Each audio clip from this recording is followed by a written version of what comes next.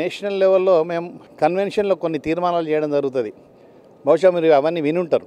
ఆ తీర్మానాలను చేసుకొని ఆ తీర్మానాలను మళ్ళీ వచ్చే 2 సంవత్సరాల కన్వెన్షన్ వరకు వాటిని ఇంప్లిమెంటేషన్ చేసి మళ్ళీ మా కాంట్రాక్టర్స్ కానీ బిల్డర్స్ కానీ రియల్టర్స్ కానీ ఉపయోగకరంగా చేస్తూ ఇలాంటి కన్వెన్షన్లు ఎవ్రీ 2 ఇయర్స్కి ఒకసారి చేస్తూ మా అసోసియేషన్లోని ప్రతి సభ్యునికి లబ్ధి పొందేలాగా సమాజానికి, సొసైటీకి, తెలంగాణకి, దేశానికి ఉపయోగపడేలాగా చేస్తుంటాం. ఇది నిజంగా చాలా ఆనందించదగ్గ విషయం. ఎందుకంటే చాలామంది స్టేట్ చైర్మన్లు చేశారు, బట్ ఇది నా హయాంలో రావడం నా అదృష్టం.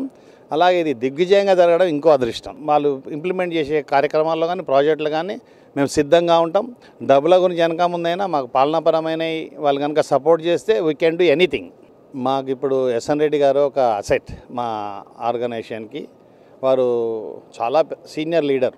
గత 30 సంవత్సరాల నుంచి వారు దీంట్లో ప్రతి చిన్న ఎగ్జిక్యూటివ్ మెంబర్ నుంచి, మామూలు మెంబర్ నుంచి నేషనల్ ప్రెసిడెంట్ దాకా ఎదిగినారు.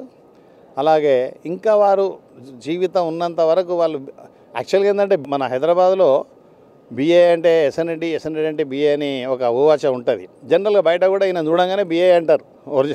సో దట్ మేము కూడా చాలా సంతోషపడుతున్న దానికి. ఆయన హర్నిశలు కృషి చేస్తారు. వారితో పాటు సచ్చిదానంద రెడ్డి ఇప్పుడు all India trustee, is also very very good organizer and మా అందరికీ వీళ్ళు ఆదర్శం ఒరిజినల్గా. దాంతోపాటు నాకంటే ముందు స్టేట్ చైర్మన్గా చేసిన డివిఎన్ రెడ్డి గారు మా నాయకులను తీసుకురావడానికి కానీ లేకపోతే ప్రోగ్రామ్స్ చేయడానికి కానీ చాలా ముఖ్యమైన వ్యక్తి ఆయన.